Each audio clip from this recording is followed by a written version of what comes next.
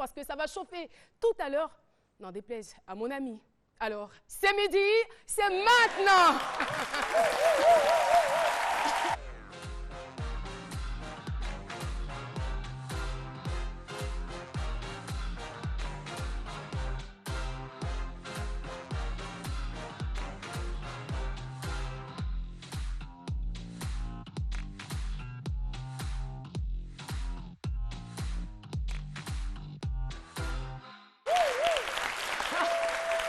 Merci de choisir le canal RTI 1 pour vous informer et vous divertir. Eh bien, nous ne sommes pas seuls aujourd'hui, nous avons du beau monde. En plus de notre public habituel, nous avons les femmes unies de GESCO avec nous.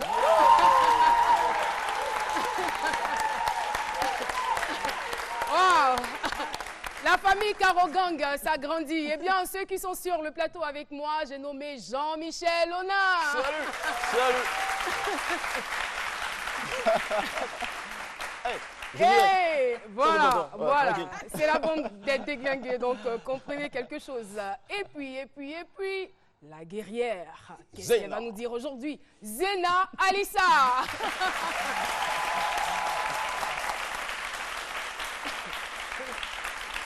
Hey, mon cher ami, le docteur de l'humour, qui se prend de temps en temps pour un médecin, je ne sais pas pourquoi, aucune notion à la base, docteur Philo.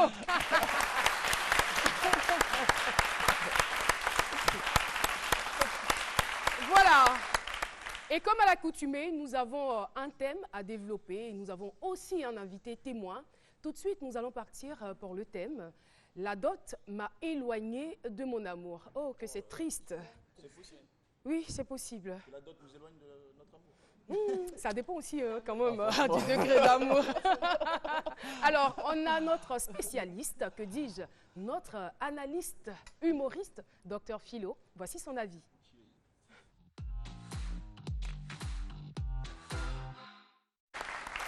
Philo, de toute façon, je t'ai lancé là. Mais ce thème-là, je me sens concerné un peu par ce thème. Franchement, oui. Attention. Mais moi, c'est l'inverse. Voilà, mon amour m'a éloigné de la dot. Non, mais J'aimerais bien comprendre quelque oui, chose. ma petite, non, ma chérie, elle, oui, ma petite chérie, en fait, elle m'aime tellement que elle a dit, Philo, je m'en fous, n'envoie rien. Parce que la dot était tellement, n'envoie rien, allons ensemble. Donc elle m'a loin de la dot. Mais chérie, vraiment, si tu me suis, vraiment, chapeau à toi, et puis vraiment, merci de m'avoir éloigné de cette dot-là. Parce qu'elle me voyait les choses venir. Les parents de ta fiancée, là, regarde l'émission, hein, ils t'attendent au tournant. Tu vas leur dire si c'est humour ou bien si c'est la réalité. Et donc comme, bon, je sais pas, la dot, c'est une pratique ancestrale, hein, depuis nos parents et autres, tout ça. Avant même, comment? Oui, depuis la dot, Je dis attention même au visage. On va finir par oui, c'est comme ça, mais là, je n'ai pas encore commencé les gestuels d'abord, hein, c'est ça qui est là. Et donc, je disais que la dot, c'est une pratique ancestrale. Et, vous voyez, nos parents avant, pour avoir une fille, sa fille, tu veux de sa fille, tu peux aller travailler pendant des années dans son champ, dans sa plantation. Tout à fait. Tu travailles à la fin, il dit, bon, toi, il faut prendre ma fille. Voilà. Et puis la dot, c'est un peu quelque chose de symbolique. C'est une marque de reconnaissance. Merci d'avoir nourri notre fille. Voilà, oui. Même chez les Marocains, on dit quand on donne 2-3 colas. Et ce cola, normalement, ce cola, elle a mangé depuis elle est née. Mais c'est pourquoi on dit que c'est symbolique. Mais là-bas, quand tu 2-3 colas, la marmite, tu vas aller laver dans le foyer, là, tu connais. Tu connais. Et donc, c'est très important de donner une dot avant d'avoir une femme parce que quelque part, tu sais que tu as déboursé quelque chose. Mais aujourd'hui, malheureusement, cette dot-là, vraiment, est devenue vraiment... Je quand même, on prend... Je sais que généralement, quand on compose dans les lycées, là, on prend intercalé. D'autres aujourd'hui, on donne intercalé. Waouh. Ça, c'est où ça? À Philocro. Et donc, ça, c'est quand ils veulent. Hein. Mais quand ils ne veulent pas même, là, quand la belle famille ne veut pas, là, on dit, bon, la dot, c'est un lion vivant ici. Tout ça, là, ça peut te dire que là, ils ne veulent pas te donner leur enfant. Tout ça, ça veut dire qu'ils ne veulent pas te donner leur enfant. Mais bon, moi, je pense bien que il faut tout faire. Il faut tout faire pour donner la dot parce que déjà, c'est une pratique qu'on connaît en Afrique, tout ça, il faut l'accepter. Parce que toi, sans la dot, sans la bénédiction de tes parents, en tout cas, le mariage ne peut pas aller de l'avant. Et moi, je pense que la dot est très, très importante dans ce foyer. Même les peuls, chez les peuls. Là, tu connais les peuls? Mais il connaît les peuls, mais il ne parle pas, je parle pas. il ne parle pas leur langue. Peul, ok. Et donc, Il n'y a que toi. Les peuls, même eux, là. Vraiment. Toi, tu as toutes les Chez langues. les peuls, ouais, plus de 18 langues. Hein. Et les peuls, même, souvent, quand la maman même est déjà enceinte, on dit bon, parce que là, on ne faisait pas l'échographie, ça ne pas si c'est une fille ou bien un garçon. On dit si c'est femme, je vais donner ça à mon fils. Si c'est garçon, je vais donner ça à ma fille. Et donc, là, déjà, il y a cette forme de dot là, mais ça, c'est la dot nutritionnelle. Là, tu es obligé de nourrir la maman jusqu'à ce que l'enfant vienne. Merci. Merci beaucoup, docteur Philo, pour l'expression. Eh bien, avec lui, on apprend toujours la dot nutritionnelle. Nutritionnelle. Vraiment. Nutritionnelle. Quelle catégorisation. Et puis, c'est que je voulais ajouter, c'est que vraiment, franchement, les parents, excusez-moi, les oncles là, parce que généralement, c'est les oncles là qui vont donner. Donc, pardonnez. Ne prenez pas d'autres là pour régler vos dettes. Pardonnez. Moi, le vieux même, il sort de la maison, il regarde ses filles là, il y aura 5 filles. Ça c'est pour me faire cette plantation des VA. L'autre là, ça c'est pour ma nouvelle personne. Il fait ses calculs, quoi. Alors, je vais poser la question à notre ami JM. Qu'est-ce qu'il pense des parents qui exigent des sommes exorbitantes pour la dot? Bien, je pense que je ne connais pas les motivations, mais je crois que comme philo, il faut plutôt lancer un appel à de la relativisation. Il faut relativiser la dot parce que c'est déjà bon dans un contexte où le mariage se raréfie. D'avoir des garçons qui acceptent. Oui, le mariage se raréfie. Franchement. Donc si on a un garçon quelque part qui dit, eh bien, je veux faire du sérieux avec votre fille, je l'aime énormément, je veux partager ma vie avec elle, je veux la rendre heureuse, je crois qu'il faut l'encourager en permettant que la dot soit accessible et que ce bonheur-là, ils puissent le vivre ensemble. Il ne faut pas demander un lion vivant.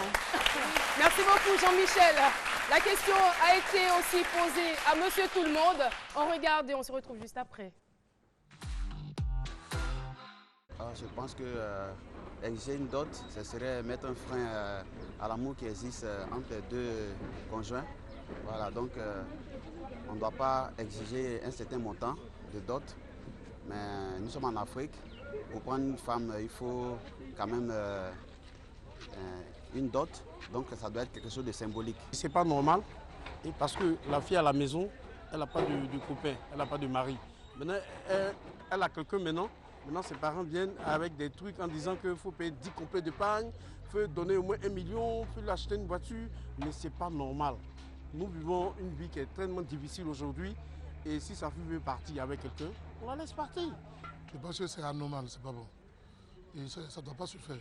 Il faut permettre à la fille de se marier, d'aimer celui qu'elle aime. Au lieu d'attendre celui qui va envoyer des milliards, d'aimer ta fille serait dans un foyer où elle ne pourra même pas respirer. Non, non, c'est pas ce que nous voulons. Voilà, nous sommes de retour sur le plateau de ce midi. Je rappelle donc le thème « La dot m'a éloigné de mon amour ». Et notre invité témoin est là. Nous allons le recevoir tout de suite avec toutes les attentions méritées.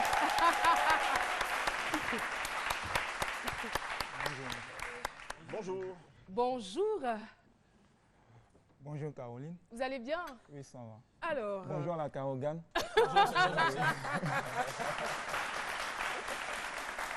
Alors, on va donc parler de la dot, mais dans un premier temps. Dans un premier temps, il nous rappelle Al-Hussein. Oui, bien sûr, bien sûr. Alors, ce que je veux savoir, comment est-ce que vous vous êtes rencontrés? Oh, bon, tout d'abord, je dirais que comme tout homme aspirant à se marier un jour, on rencontre toujours de nouvelles personnes dans notre vie. Donc, c'est dans cette optique-là j'ai été... Sinon, je suis tombé sur le charme de la fille en question. Une jolie fille. Bien Mais entendu. est-ce qu'elle est jolie? Voilà. Et c'était encore au lycée. Ah, déjà au lycée. Hein. Déjà au lycée. Est-ce que les parents savaient ça? Les parents, oui, les parents le savaient. Non, au lycée. Hein. Au lycée, non. Non. Parce qu'en ce moment, on n'était pas encore dans tout ce qu'on appelle aujourd'hui légal. On était encore en catimini. On se voyait en catimini, mais quand on a essayé, sinon on a vu que ça prenait de l'ampleur, ça devenait plus sérieux. Donc on a décidé comme ça de formaliser ça, de légaliser ça. Donc les parents me connaissant, et je me suis déjà mis dans la tête que c'était déjà gagné et puis ça allait être facile encore quand je viendrais demander la main de leur fille. Mais je veux dire, c'est vrai que les parents vous connaissaient, mais quelle était l'attitude qu'ils adoptaient quand ils vous voyaient et quelle était la qualité de vos relations? Ils étaient vraiment sympas, ils étaient agréables à toutes mes visites que rendaient à leur fille. Des visites intempestives, peut-être, qui a fini par les agacer. Non, ils ne me l'ont pas montré. Ils étaient vraiment aimables envers moi parce que tout visiteur, en principe, c'est l'accueil. Et quand tu es bien accueilli, la première fois, tu te dis que tu peux revenir. Mais si le premier contact n'a pas été, je dirais que prochainement, peut-être, je vais rencontrer un chien devant moi. Donc, un chien méchant. Un chien méchant, bien entendu, ou encore peut-être un garde-corps qui va devoir m'accoster. Bon, je dirais que je suis parti de là et puis je dis comme ça a pris de l'ampleur, c'est sérieux, je vais envoyer les parents venir demander la main de la fille.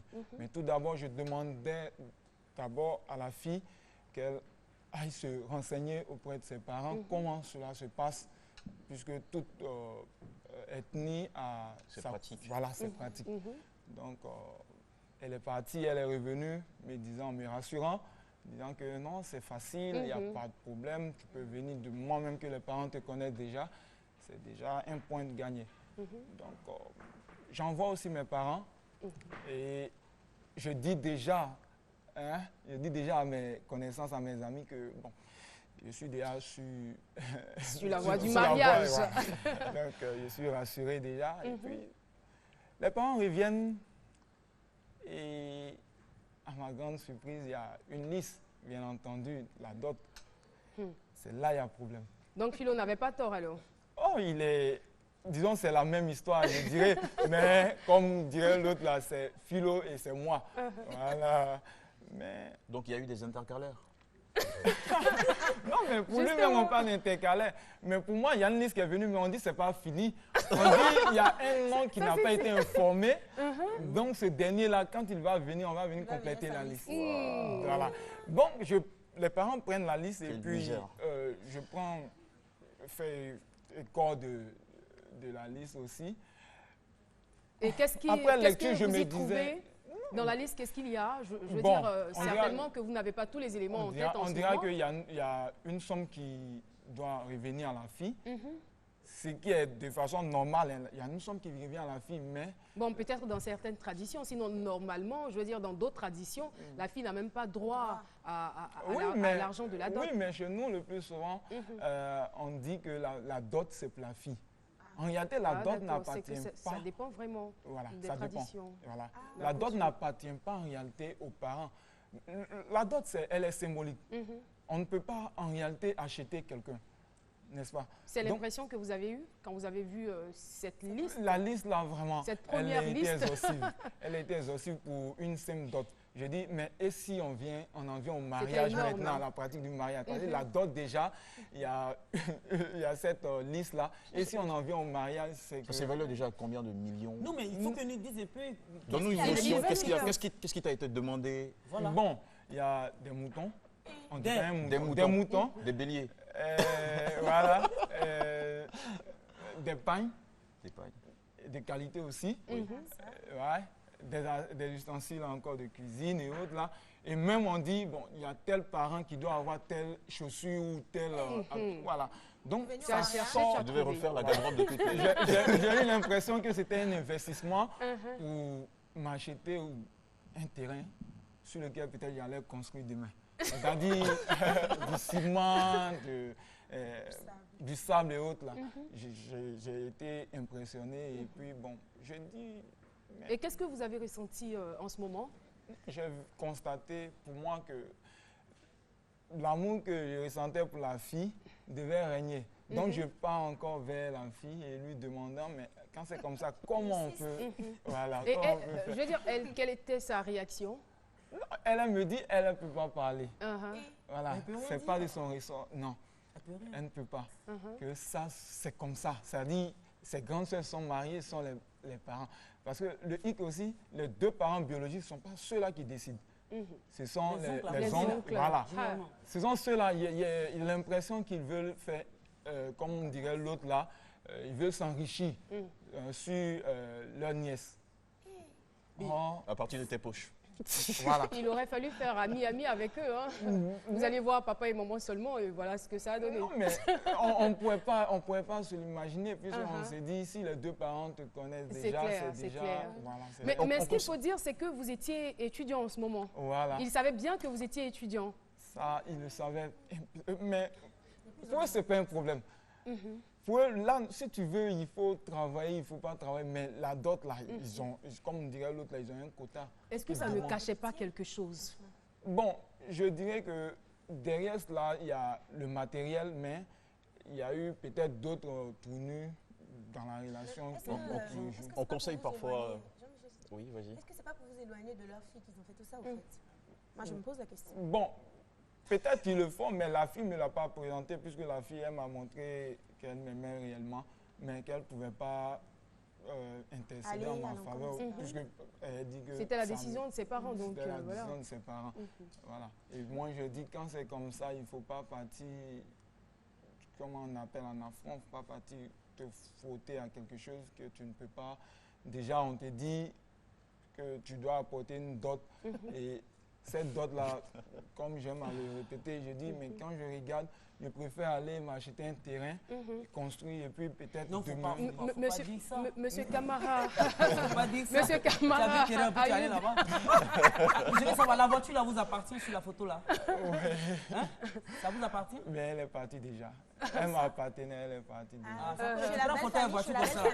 Non, je ne suis pas marié. Alors, monsieur Camara Ayouda, je veux savoir, qu'est-ce qui se passe par la suite?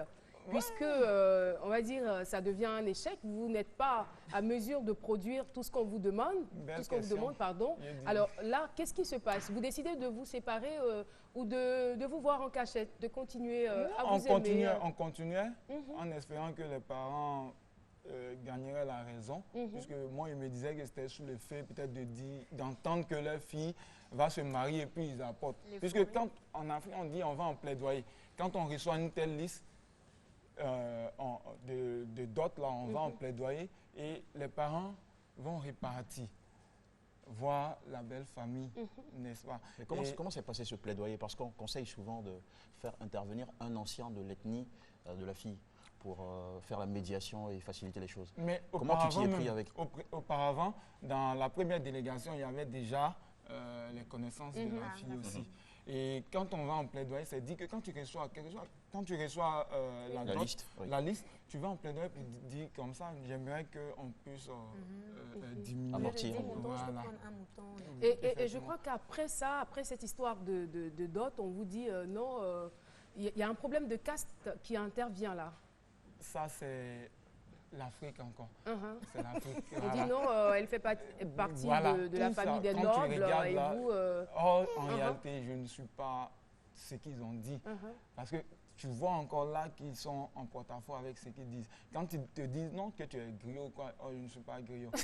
Voilà, mais on dit que tu es griot foncé. On me dit c'est griot. Donc, voilà, comme l'avait dit, c'est pour montrer même qu'ils ne sont plus prêts. Ils n'étaient pas prêts. Ils n'étaient pas prêts.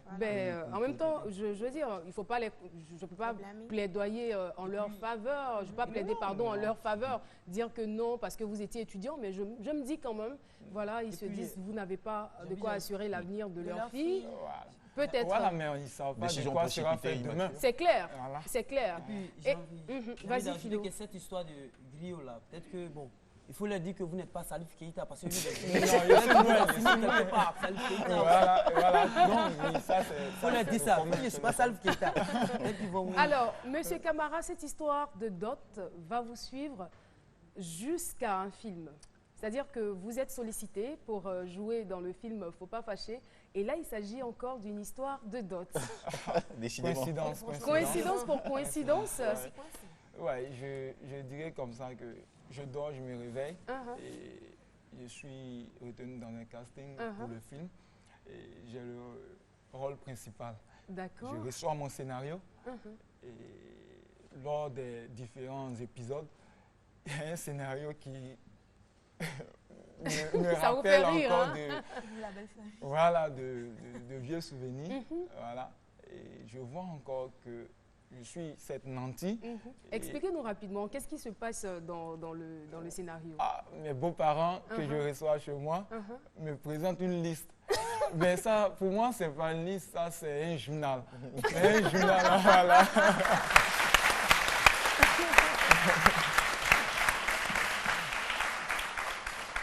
Et comme ça, et quand ils me l'ont présenté, j'ai joué naturellement. Cette partie-là, j'imagine. Parce que je dis, mais attends. C'est ma vie qui est là, mais c'est ma vie. On dirait, ils savaient. Peut-être ils ont oublié seulement d'ajouter peut-être le cellulaire dans la dot.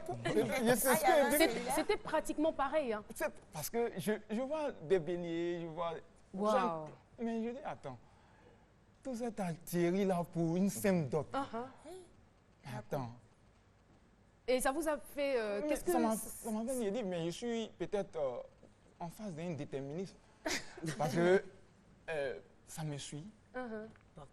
Et on dit jamais 203, mais je souhaiterais mais certainement que vous n'avez pas peut-être tiré les leçons de la première expérience. Donc la fiction vient vous rappeler pour dire que, mon cher, fais attention. Sérieux. Alors, on a un extrait donc du film.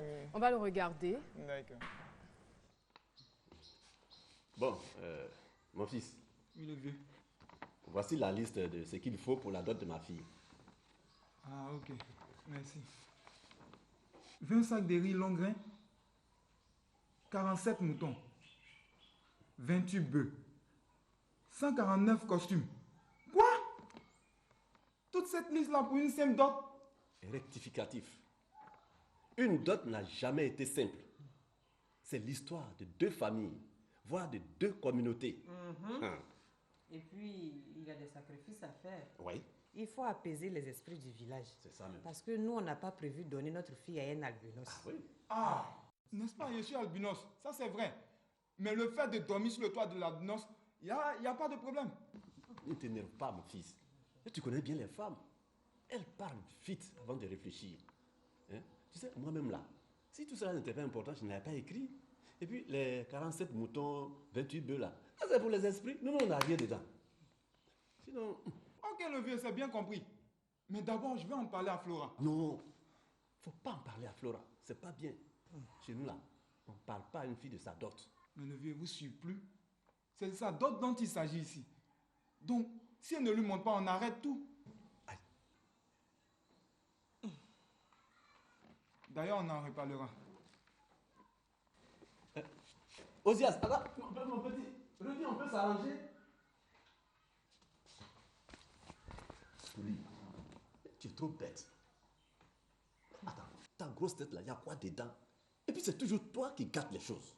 Quand tu écrivais ton torchon là, tu t'attendais à quoi? Hein? Et tu t'attendais à quoi? Je comprends pourquoi tu n'as pas été loin à l'école là. Faut pas me fatiguer, hein? Faut même pas me fatiguer. Ah bon?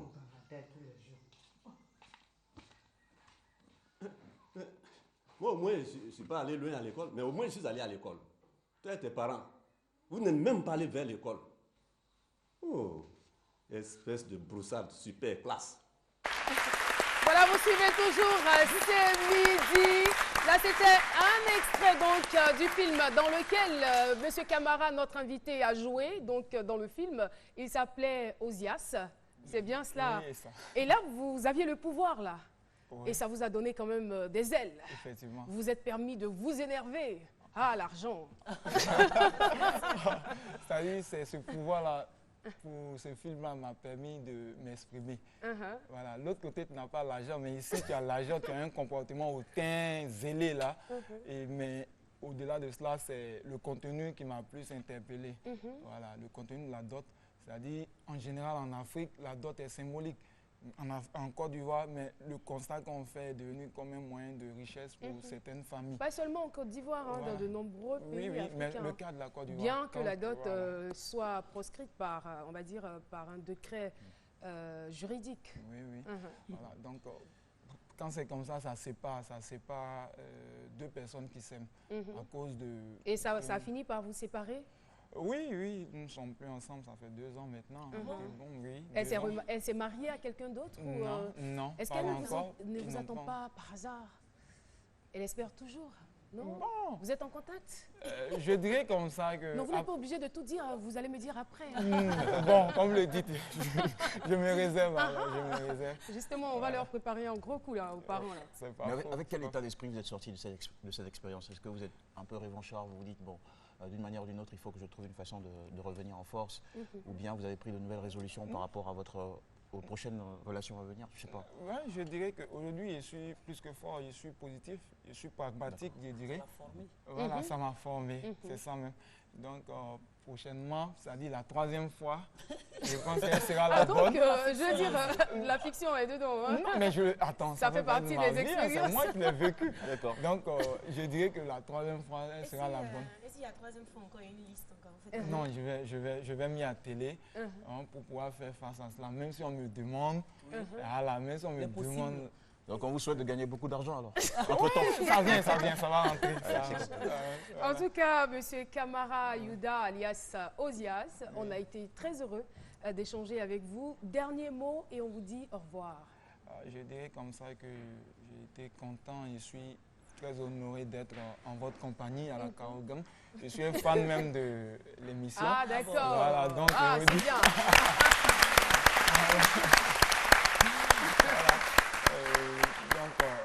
L'appel que vous pouvez lancer, c'est dit comme ça que les parents, au-delà du matériel, doivent penser plus à l'avenir de leur fille, de leur enfant en général, qui aimeraient s'unir. Donc, il ne faudrait pas qu'une histoire de dot puisse séparer ces personnes-là. Et déjà, aujourd'hui encore, est la journée mondiale de célibat. Merci donc, de nous le rappeler. Voilà, on s'inscrit encore enfin. Comment demain, on va quitter très tôt dans... ce cercle de célibat-là. Donc, je dirais comme ça, bonne émission encore. En tout cas, merci beaucoup. Ça a été un plaisir. Okay. On va dire au revoir à notre invité. Kamara, merci. Ça a été une expérience enrichissante et très édifiante. Alors, tout comme lui, vous êtes amoureux de la Karogang, vous aimez ces midis, n'hésitez surtout pas à nous appeler au 22 01 00, soit pour participer à l'émission, soit pour être un invité témoin. Et sur ce, mesdames et messieurs, je vous invite à retrouver Alissa Zena qui va tout nous dire.